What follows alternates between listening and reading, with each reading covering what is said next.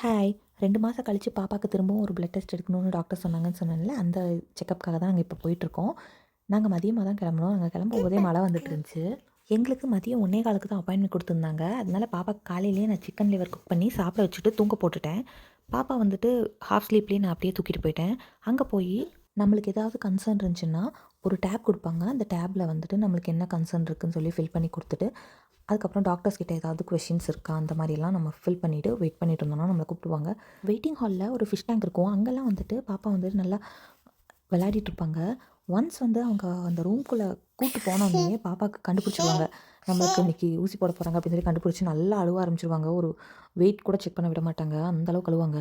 நாங்க ஏதாவது கன்சர்ன் இருக்கான்னு கேட்டதுல வந்து நாங்க ஃபார்ம்ல வந்து சிக்கன் லிவர் சாப்பிட்டா பாப்பா வந்துட்டு வாமிட் பண்றாங்க அப்படின்னு சொல்லி நாங்க எழுதியிருந்தோம். நர்ஸ் வந்து டெம்பரேச்சர், அதுக்கப்புறம் வெயிட்டு எல்லாமே செக் பண்ணிவிட்டு பிளட் டெஸ்ட்டும் எடுத்துகிட்டு போயிட்டாங்க. எடுத்துகிட்டு போயிட்டு டாக்டர் வந்து இந்த மாரி இனிமேல் நீங்கள் சிக்கன் லிவர் கொடுக்க தேவையில்ல. பாப்பாக்கு வந்து ஹீமோகுளோபினும், லெட்டோட கன்டென்ட்டும் கரெக்ட்டா இருக்கு. அதனால பிரச்சனை இல்ல அப்படின்னு சொல்லி சொன்னாங்க.